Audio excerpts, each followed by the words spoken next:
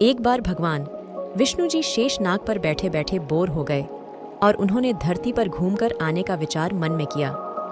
वैसे भी कई साल हो गए थे धरती पर आए और वह अपनी यात्रा की तैयारी में लग गए। स्वामी को तैयार होता देख माँ लक्ष्मी ने उनसे पूछा, आज सुबह सुबह कहाँ जाने की तैयारी हो रही है प्रभु? विष्णु जी ने कहा, हे लक्ष्मी, मैं धरती लोक पर घूमने जा रहा हूँ। तो कुछ सोचकर लक्ष्मी माँ ने कहा कि हे देव, क्या मैं भी आपके साथ चल सकती हूँ? भगवान विष्णु ने 2 पल सोचा, फिर कहा, एक शर्त पर तुम मेरे साथ चल सकती हो। तुम उत्तर दिशा की ओर बिल्कुल मत देखना। इसके साथ ही माता लक्ष्मी ने हाँ कहकर अपनी मनवा ली और सुबह सुबह माँ लक्ष्मी और भगवान विष्णु धरती पर पहुंच गए। अभी सूर्य देवता निकल रहे थे। रात बरसात होकर हटी थी। चारों ओर हरियाली ही हरियाली थी, शांति ही शांति थी। उस समय धरती बहुत सुंदर दिख रही थी और माँ लक्ष्मी मंत्रमुग्ध होकर धरती को देख रही थी। वह भूल गई कि पति को क्या वचन देकर आई थी और चारों तरफ घूमते हुए कब उत्तर दिशा की ओर देखने लगी, उन्हें पता ही नहीं चला।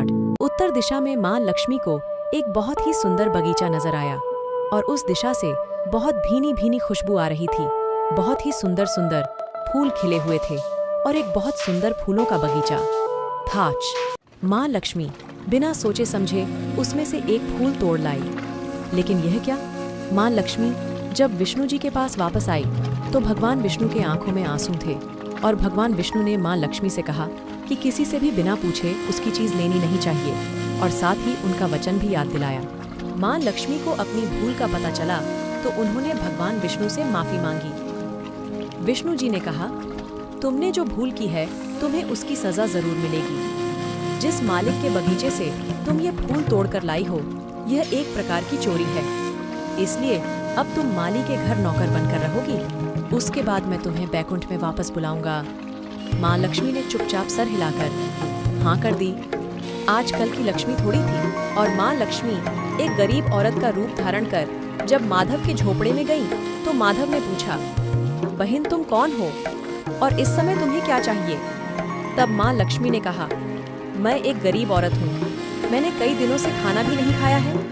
कृपया करके मुझे कुछ काम दे दो। माधव बहुत ही अच्छे दिल का था, उसे दया आ गई और उसने कहा, बहन मैं तो तुमसे भी गरीब हूँ।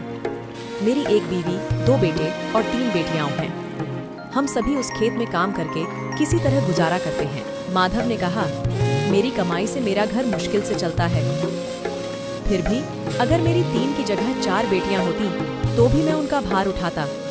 अगर तुम मेरी बेटी बनकर रूखा सूखा खाकर अपना गुजारा कर सकती हो तो मेरी बेटी बनकर अंदर आ जाओ। माधव ने माँ लक्ष्मी को अपने झोपड़ी में शरण दे दी और माँ लक्ष्मी 3 साल तक नौकरानी बनाकर माधव के झोपड़े में रहने लगी। जिस दिन से माँ लक्ष्मी माधव के झोपड़े में आई थी, उसी के दूसरे दिन से माधव की इतनी आमदनी हुई कि उसने एक गाय खरीद ली। फिर धीरे धीरे माधव ने एक जमीन भी खरीद ली और सभी ने अच्छे अच्छे कपड़े पहनना शुरू कर दिए। बेटियों और बीवी ने गहने भी बनवा लिए और सभी अच्छे से रहने लगे थे। माधव हमेशा सोचता था, मुझे यह सब इस महिला के आने के बाद मिला है। ये बेटी के रूप में मेरी किस्मत बनकर आई है। और अब 2 से 3 साल बीत गए, फिर भी माँ लक्ष्मी खेत में और घर का काम करती थी। एक दिन माधव जब खेत से वापस आया तो उसने अपने घर के दरवाजे पर एक देवी स्वरूप गहनों से लदी हुई महिला को देखा। ध्यान से देखने पर वह पहचान गया कि यह वही औरत है जिसे उसने अपनी चौथी बेटी बनाया है। इतने में माधव का पूरा परिवार बाहर आ गया और माधव ने कहा, माँ लक्ष्मी, हमें माफ कर देना। अनजाने में हमने आपसे घर का और खेत का सभी काम करवाया है, हमें माफ कर देना।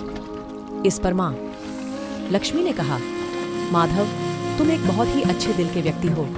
तुमने मुझे अपनी बेटी बनाकर रखा। मैं इससे प्रसन्न होकर तुम्हें वरदान देती हूँ, तुम्हें कभी भी धन की कमी नहीं होगी और तुम जीवन भर खुश रहोगे। इतना कहकर माँ लक्ष्मी अपने स्वामी द्वारा भेजे हुए रथ पर बैठकर बैकुंठ वापस चली गई। इस कहानी से हमें यह सीख मिलती है कि किसी की भी चीज उससे पूछे बिना नहीं लेनी चाहिए।